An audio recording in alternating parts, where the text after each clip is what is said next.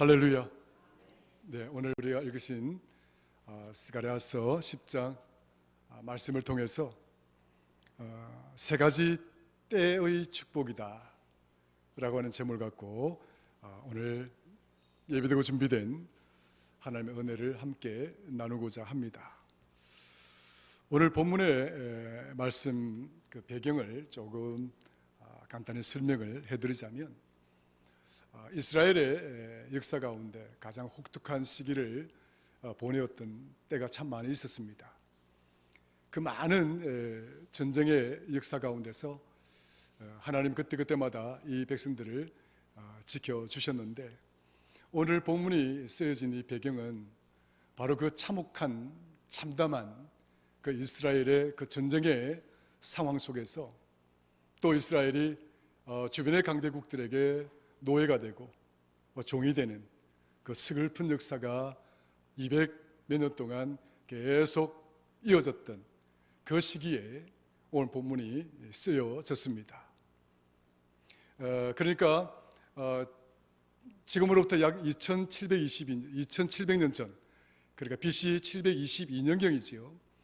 아수르라고 하는 나라가 이 이방 국가가 그 주변에 강력한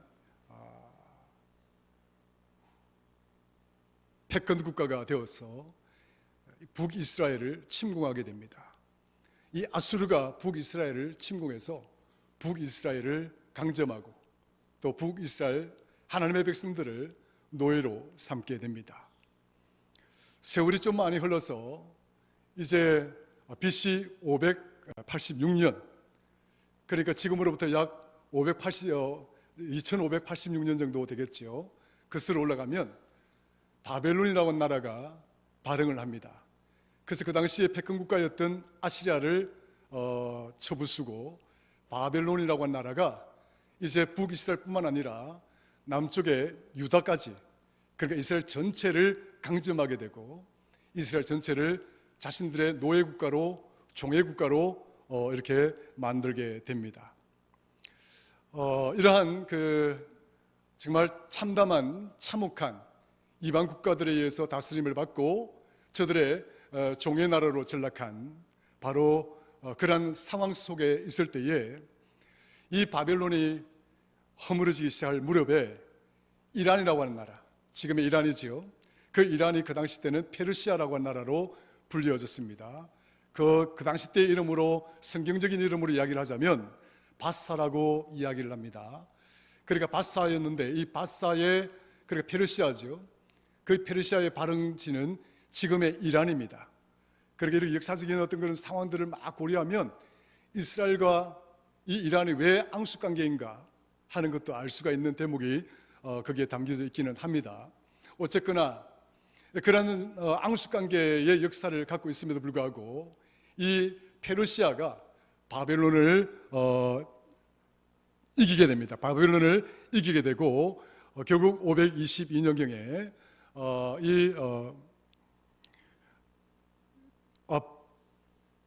536년경에 페르시아가 바벨론을 점령을 하고 이제 이스라엘은 통째로 다시 페르시아로 넘어가게 됩니다.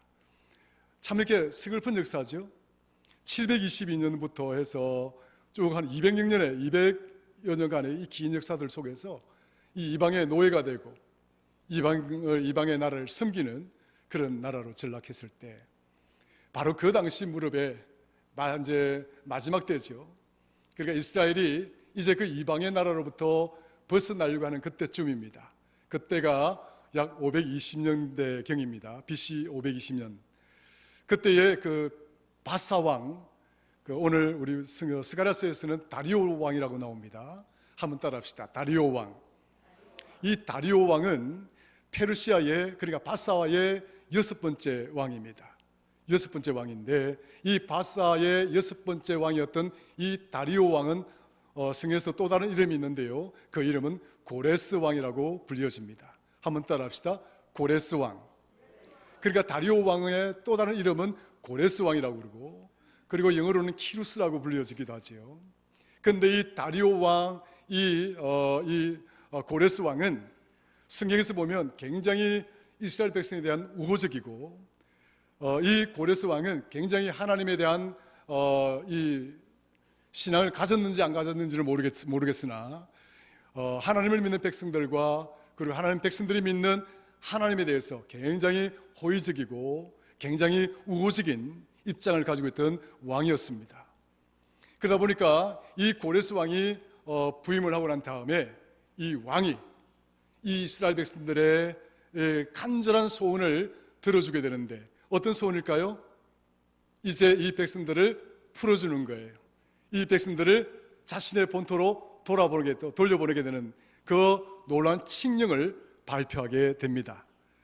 그러니까 성경을 쭉 읽어보게 되면 아수르가 점령하고 바벨론이 점령하고 페르시아가 점령하고 나중에는 또 알렉산더 왕에 의해서 또 지배를 받게 되겠지요.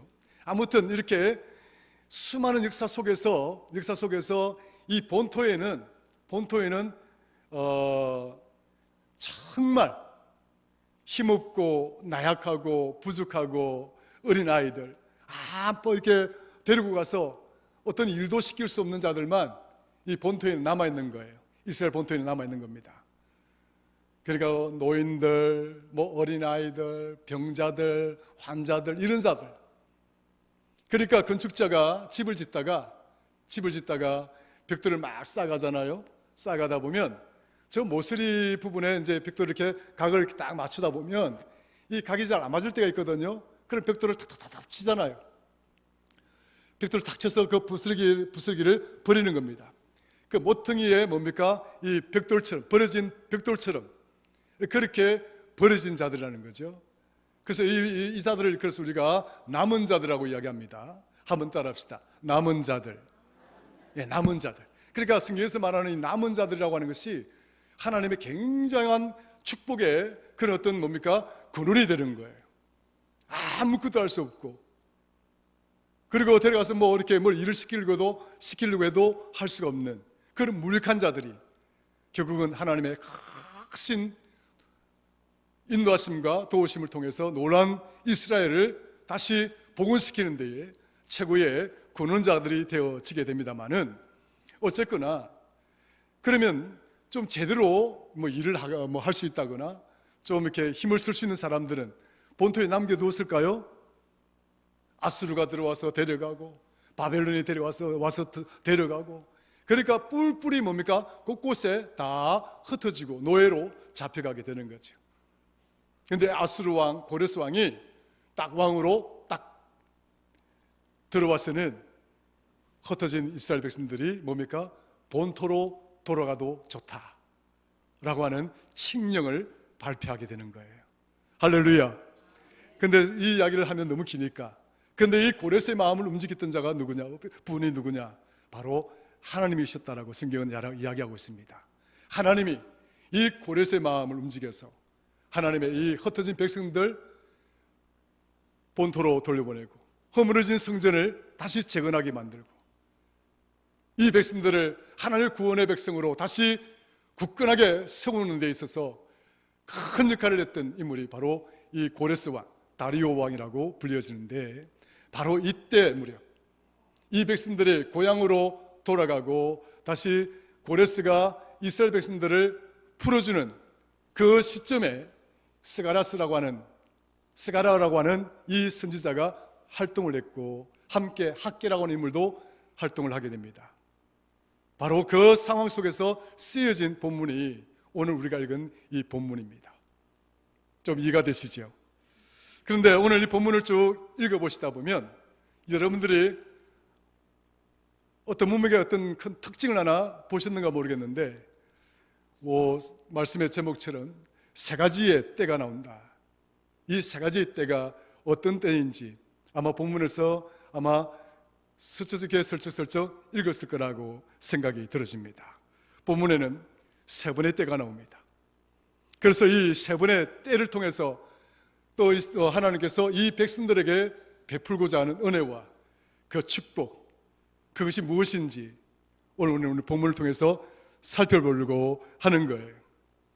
사실 하나님은 이 이스라엘 백성의 어떤 개인이 아니라 나라라고 하는 이 백성들을 선택하고 택하셔서 열방 가운데서 하나님이 하나님의 택한 이 나라를 어떻게 구원의 역사 가운데 주체로서 이끌어 오셨고 또 데려오셨는가에 대한 것을 이 역사적인 사건들을 통해서 우리에게 보여주면서 이 역사적인 사건들을 읽고 있는 오늘 저와 여러분들에게 우리 개인의 이 구원의 삶 가운데 하나님이 어떻게 개입하시고 하나님 우리를 어떻게 이끌어 가실 것인가에 대한 그 가르침과 은혜를 우리에게 전하시고자 하는 것이 오늘 본문의 핵심적인 주제라고 말씀을 드릴 수가 있습니다.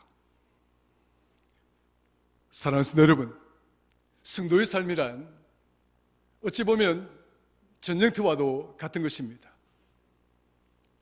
우리 인생살이가 많은 사람들이 이야기를 하듯이 전쟁터와도 같아.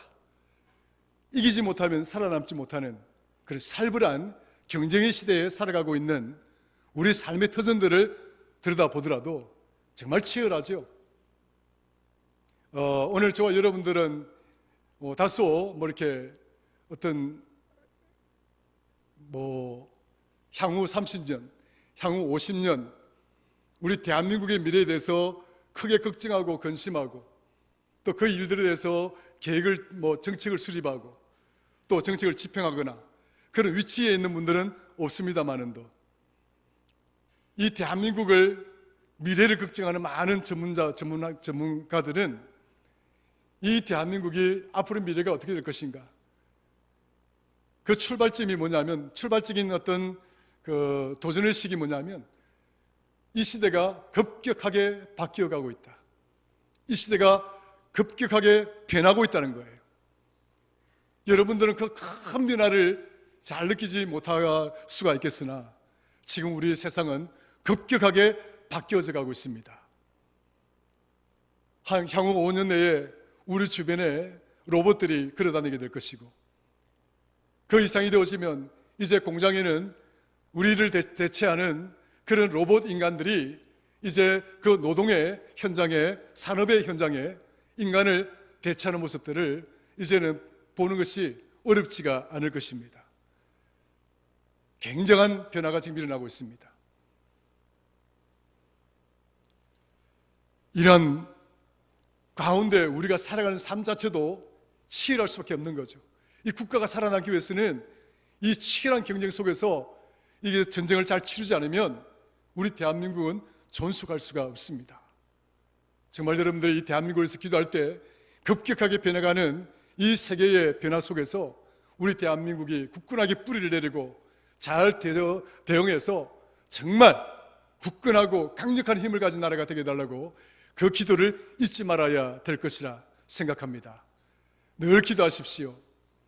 굉장한 큰 변화가 지금 이 세계 가운데 일어나고 있습니다. 사실 그 변화를 이끌어가고 있는 그 주체 나라 중에서 이 대한민국이 그 몫을 담당하고 있기도 합니다.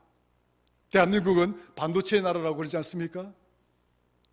사실 이 대한민국이 반도체를 만들어내지 않는다면 이 세계가 지금 바라보고 있는 그 미래의 변화는 어떤 나라도 할 수가 없습니다.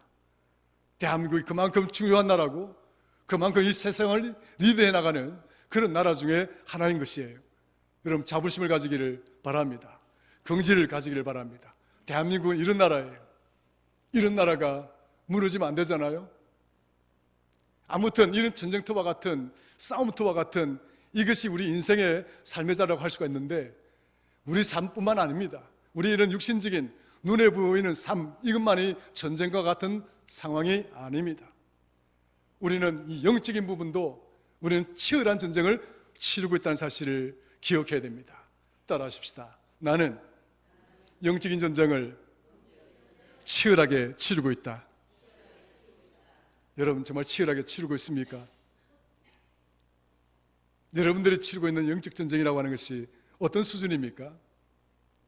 적당하게 전쟁이라고 하는 것이 목숨을 거는 겁니다. 그렇잖아요? 전쟁이라고 하는 것은요, 이긴 자가 모든 것을 가지는 그런 상황입니다. 이기는 자가 모든 것을 가진다. 얼마나 치열하고 얼마나 살벌한지 몰라요. 그리고 여러분들이 이 영적인 전쟁에서 이긴 자가 되기 위해서는 우리가 얼마나 치열하게 싸워야 되는지를 다시 한번 우리 자신들을 돌아보고, 내가 정말 내가 살아가는 내 모습, 우리의 영적인 모습들이 전쟁을 치르는 상황이라고 한다면 내가 좀 더 깨어야 되겠다, 내가 좀 더 정신을 바짝 차려야 되겠다, 그런 마음들을 가지시고 여러분의 믿음을 더욱더 굳건하게 세워나가는 그런 복되고 지혜로운 성도들이 되시기를 주의 이름으로 축원합니다. 그래서 어거스틴은 말합니다. 이 세상은 어둠의 도성과 빛의 도성이 싸우는 것이다. 그러니까 하나님 나라에 속한 백성들은 빛의 도성의 사람들이고, 이 교회 밖의 사람들은 세상의 어둠의 도성에 속한 자들인데, 결국 이 세상은 사탄이가 지배하는 세상일 것이고, 빛의 도성에 있는 이 교회는 하나님이 다스리고 하나님이 지배하는 세상 아니겠습니까? 이 두 가지 세상이 치열하게 싸우고 있는 것이다. 오늘 저와 여러분들은 빛의 도성에 살아가고 있는 하나님의 거룩한 백성임을 믿으시기를 주의 이름으로 축원합니다. 우리는 빛의 도성에 살아가는 사람들이에요. 루트는 말합니다. 루트는 하나님의 나라의 백성과 세상에 속한 자들과의 두 왕국의 싸움이다.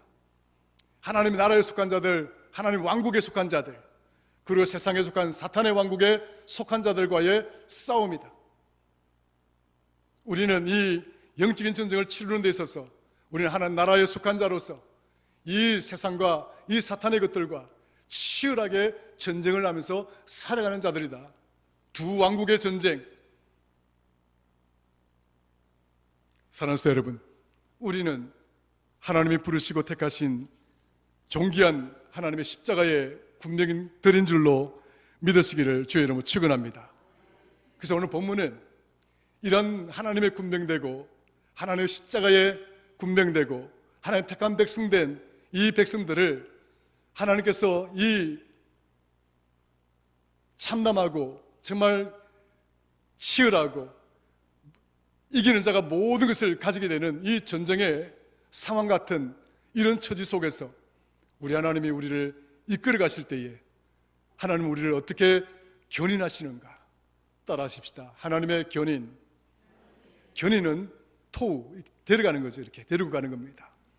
하나님께서 데려가시는, 하나님 우리를 어떻게 견인해 가시는가, 그것을 오늘 본문을 통해서 오늘 우리에게 보여주고자 하고 있는 것입니다. 그래서 이 본문 속에는 하나님이 우리를 견인할 때, 하나님 우리를 견인하신 그 은혜, 또 그 우리를 견인하여서 우리로 하여금 승리자가 되도록 만들어가는 하나님의 축복을 세 가지의 때라고 하는 말씀을 통해서 이야기를 하고자 하고 있는 것입니다. 본문에 보니까 첫 번째 등장하고 있는 때가 봄비가 올 때입니다. 1절 한번 읽어볼까요? 같이 읽습니다. 시작. 봄비가 올 때에 여호와 곧 구름을 일게 하시는 여호와께 비를 구하라. 물에게 소낙비를 내려서 밭의 채소를 각 사람에게 주시리라. 할렐루야. 쭉 밑으로 읽어 내려가시면 봄비가 올 때에 구름을 일게 하시는 여호와께 비를 구하라. 무슨 말입니까? 쭉 읽어보니까 보충 설명을 하고 있습니다. 드라빔이라고 하는 게 나오죠. 이건 우상입니다. 그러니까 가정마다 이 조그만 이게 뭡니까? 이런 그 우상을 만들어서 집집마다 다 들고 있어요. 이런 우상을 섬기고 이 하나님의 택한 백성들이 우상을 섬기는 상황이 되어지고 복술자들, 거짓 선지자들이 나타나서 거짓된 가치를 이야기하고 거짓된 진리를 이야기해서 하나님의 백성들을 혼란스럽게 만들고 하나님의 백성들을 엇길로 가게 만드는 이러한 상황들.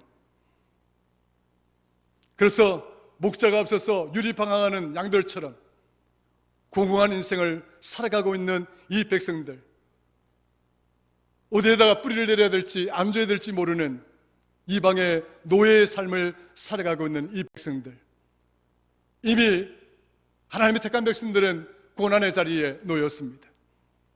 이미 저들은 이 시련과 역경과 고난을 감당할 수 없는, 어쩌면 그것마저도 이제 숙명으로 여기고 절망이라 여기고 어떠한 생각도 어떠한 도전도 그것을 극복해볼 만한 어떠한 용기도 가질 수 없는 그런 처지에 이미 놓여 있습니다. 이런 자들에게 봄비가 온들 무슨 의미가 있겠습니까? 그러나 성경은 말합니다. 봄비가 올 때에 구름을 일으키는 하나님께 기도하라. 따라하십시다. 봄비가 올 때 구름을 일으키는 하나님께 기도하라. 할렐루야. 왜 말씀을 주셨느냐? 이스라엘은요, 광야의 나라입니다. 황량한 나라입니다. 이 나라에 있어서 가장 중요한 것은 물입니다. 그런데 이 나라에 그 비가 오는 계절은 우리나라와 좀 달라요. 우리는 이제 뭡니까? 오늘 주일인데 아침에 어제부터 비가 왔습니다. 설교를 준비하는데 내일 잠깐 아침에 비가 왔으면 좋겠다 이랬거든요. 근데 아침까지 비가 좀 오더라고요. 여러분들 교회 오는데 좀 지장이 있었습니까? 근데 여러분 나중에 나갈 때는 비가 다 그치게 될 줄로 믿으시길 축원합니다. 네. 어쨌거나 우리는 이 봄이 되거나 되면 비가 많이 오죠. 봄이 오기 비가 많이 오고 여름엔 더 많이 오고 합니다만은, 그런데 그 이스라엘 나라는요, 겨울에 비가 많이 옵니다. 이제 봄이 되는 3월, 4월이 되면 이제 마지막 비가 내리고 이제 4월이 지나면 비가 오지 않는 건기로 접어들게 되는 거예요. 굉장히 반대예요. 그러면 이제는 뭐냐면 이 비가 지금 비 같던 이제 마지막 3, 4월에 내리는 이 비가 그치게 되면 이스라엘 백성들은 만에 하나 비가 부족했을 경우는 가뭄이 오게 되고, 그 가뭄이 오게 되면 견딜 수 없는 고난이 이어지게 되는 겁니다. 그러니까 비가 많이 온다는 것, 우기의 막바지에 비가 많이 온다, 건기가 시작될 무렵에 비가 많이 온다는 것은 굉장한 축복 중에 하나인 거예요. 건기가 시작되기 전에 말라있던 땅이 풍성하게 물을 품도록 이 봄비가 많이 내려준다는 것은 큰 축복인 거예요. 하나님은 스가랴를 통해서 이렇게 교훈을 합니다. 지금 밖에는 봄비가 내리고 있다. 너희가 이 봄비를 보고 있느냐? 이 봄비가 많이 내리거든. 이 땅에 살아가는 모든 거민들이 얼마나 풍성한 열매를 거두고 풍성한 삶을 살아왔느냐는 거예요. 너희가 지금 이 고난 가운데서 너희 앞에 내리고 있는 이 봄비를 바라보면서 하나님이 이 봄비를 통하여 너희 애들에게 주는 교훈을 기억하라라고 이야기를 하고 있는 것이죠. 이미 아무것도 할 수 없는 이 절망의 자리에서 흘러내리는 저 봄비를 바라보면서 나는 아무것도 할 수 없고, 우리는 아무것도 할 수 없는 마른 막대기와도 같은 존재이지만, 그러나 저 봄비를 주관하고 저 비를 내리는 자 그 하나님을 너희가 기억하라는 거예요. 그 하나님이 오늘 이 낙심된 자리를 극복하게 만들 것이고, 이 절망의 자리를 넘어가게 하실 것이고, 우리로 하여금 새로운 희망과 소망을 품는 그런 새로운 기회를 우리에게 주시겠다는 거예요. 사랑하는 성도 여러분, 오늘 하나님은 이 천지 만물을 주관하시고 섭리하시는 하나님이심을 우리에게 이야기하고자 합니다. 영어에 보면 After death, to call the doctor라고 하는 말이 있습니다. After death, 죽고 난 다음에 to call the doctor. 그러니까 to call the doctor라는 말은 의사를 부르는 것을 말하는 거죠. 죽고 난 다음에 의사를 부른다는 것은 의미 없는 것이다. 우리나라 속담에 뭡니까? 사후 약방문이라는 게 있죠. 사후 약방문. 죽고 난 다음에 아무리 우리가 조치를 취하고 해봐야 아무런 의미가 없는 거예요. 성도 여러분, 우리는 영적인 전쟁을 치르고 있는 자들입니다. 하나님께서 우리에게 봄비를 통해서 봄비가 내릴 때, 이게 무슨 때를 이야기할 것 같습니까? 하나님께서 은혜를 주실 때에 이 은혜를 받을 준비가 되어 있어야 된다는 사실을 이야기하고 있는 것입니다. 하나님은 끊임없이 저와 여러분들에게 하나님이 함께 하시고 하나님이 우리를 견인하시는 이 은혜를 주시기를 원하십니다. 여러분들의 낙심된 자리, 여러분들 절망하는 자리, 힘들어하는 그 자리에서 하나님의 손을 붙들고 하나님은 여러분들이 일어서기를 원하시는 분이십니다. 그것을 믿으시면 우리 아멘 하십시다. 할렐루야. 하나님 우리를 이렇게 세우시기를 원하십니다. 하나님은 결코 여러분들 주저앉아 있는 것을 원하지 않습니다. 물질 때문에요? 건강 때문에요? 사랑관계 때문에? 아닙니다. 그럴 때일수록 오늘 주일날 오실 때 봄비가 내렸던 그 봄비를 생각하시면서 구름을 일으키는 하나님, 봄비가 문제겠습니까? 하나님은 이스라엘 백성들에게 소낙비를 주신다고 했습니다. 본문에 그렇게 되어 있지 않습니까? 봄비가 올 때에 여호와 곧 구름을 일게 하시는 여호와께 비를 구하라. 무리에게 소낙비를 내려서 밭의 채소를 각 사람에게 주시리라. 하나님은 이렇게 소낙비를 주신다는 거예요. 더 많은 비를 주신다는 거예요. 여러분들이 상상하는 것 이상입니다. 여러분이 기대하는 것 이상입니다. 하나님은 여러분들이 어떤 것으로도 재단할 수가 없습니다. 하나님은 너무 크셔서 우리 모든 것을 알고 계시고 여러분들이 도달해야 될 그 목적지까지 알고 계십니다. 그러므로 구름을 일으켜 비를 내리게 하시는 그 하나님께 간절히 도움을 구하는 성도가 되시는 그런 은혜가 있기를 주의 이름으로 축원합니다. 에스겔서 34장 26절에 내가 그들에게 내 산 사방에 복을 내리며 때를 따라 소낙비를 내리되 복된 소낙비를 내리리라. 할렐루야. 지금 중동에 보니까 기상 이후로 홍수가 나고 난리인데 그런 홍수, 그런 소나기, 그런 비는 복된 소나기가 아니죠. 복된 비가 아닙니다. 하나님은 우리에게 복된 비를 주신다고 이야기를 하고 있습니다. 그러므로 사랑하는 성도 여러분, 히브리서 4장 16절에 말씀하고 계시는 것처럼 그러므로 우리는 긍휼하심을 받고 때를 따라 돕는 은혜를 얻기 위하여 은혜의 보좌 앞에 담대히 나아갈 것이니라. 얼마나 좋습니까? 이 은혜의 보좌 앞에 나와왔다는 이 자체가 얼마나 고맙고 감사합니까? 오늘 이 시간 하나님께서 은혜의 비를 충만하게 내려주실 줄 믿습니다.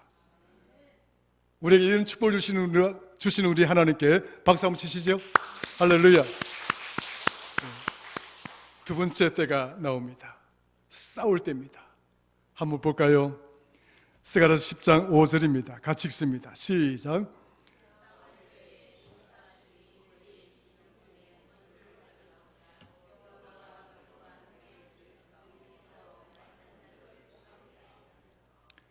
싸울 때에 이 백성들을 쫓아오고 이 백성들을 괴롭혔던 말탄 자들을 어떻게 한다고요?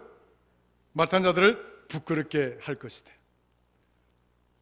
우리의 영적인 이 터전 위에서 우리가 치열하게 영적인 싸움을 싸우고 더불어서 또 여러분들의 삶의 치열한 삶을 살아갈 때에 나를 능가하고 내가 감당하지 못할 일들이 얼마나 많습니까? 얼마나 많은지 몰라요. 그래서 여러분들이 눈물을 흘리는 겁니다. 그래서 여러분들이 근심하는 거예요.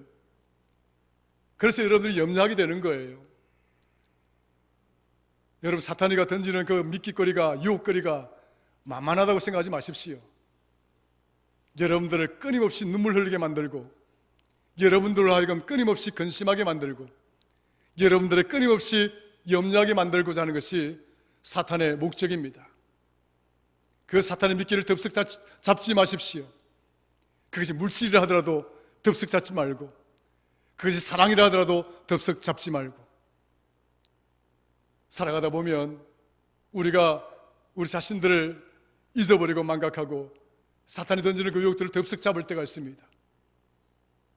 깨어있는 성도가 되시기를 주의 이름으로 축원합니다. 이렇게 싸워야 되는 거예요.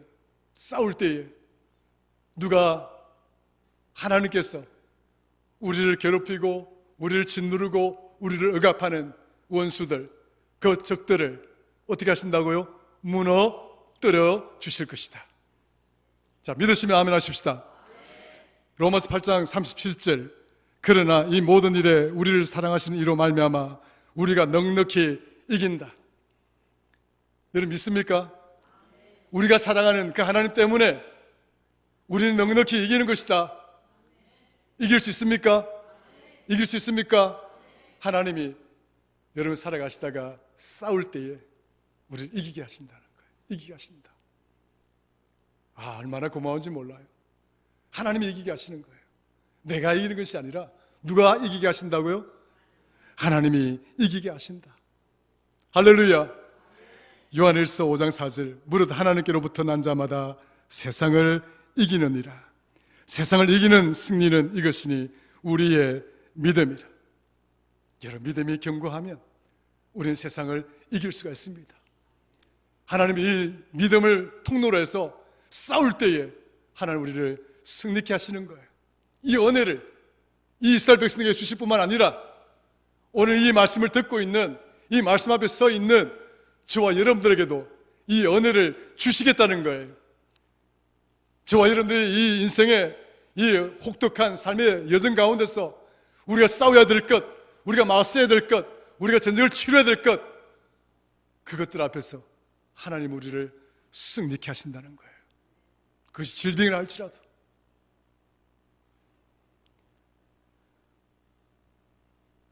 마지막입니다. 세 번째 때입니다. 어디에 나올까요? 10장 11절입니다. 같이 읽지요.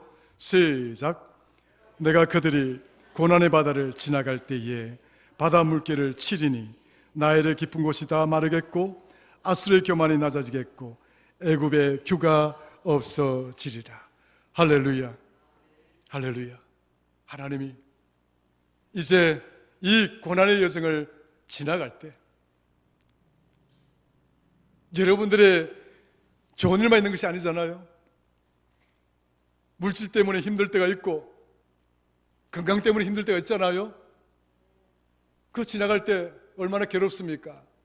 얼마나 힘이 들고 고통스럽냐고요. 또 내 주변에 그런 분들이 계시면 그것을 지켜보는 우리들도 힘들고 고통스러운 거예요. 새벽마다 우리 성도들의 그 환자분들을 위해서 기도할 때마다 제 마음이 얼마나 괴롭고 고통스러운지 모릅니다. 매번 기도할 때마다 그렇고, 뭐 기도할 때 뿐이겠습니까? 돌아서면 생각하면 늘 고통스러운 마음이 있습니다.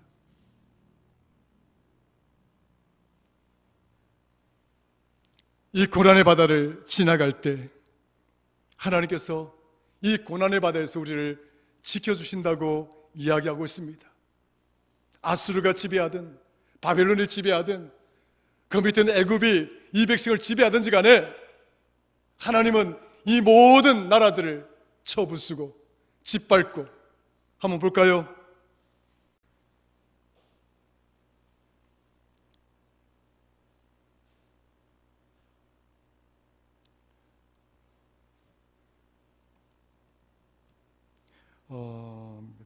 흙으로 밭이 짓밟는다. 네, 5절 한번 읽겠습니다. 5절 같이 읽습니다. 시작. 싸울 때에 용사같이 거리의 진흙 중에 원수를 밟으리라. 할렐루야. 진흙처럼 밟아. 진흙 가운데 놓여있는 그 원수들을 그냥 밟아버린. 하나님은 이처럼 우리를 존귀하게 지키시는 거예요. 하나님 우리를 이렇게 붙들어 주시는 거예요. 우리가 아무런 고난에 직면하고 놓이게 되더라도 두려워하지 마십시오. 염려하지 마십시오. 내가 신뢰하고 우리가 의지하는 그 하나님이 나를 굳건하게 붙들어 주셔서 반드시 우리의 인생의 여정에서 우리로 하여금 승리자가 되게 하실 줄로 믿으시기를 주의 이름으로 축원합니다. 그래서 예레미야는 말합니다.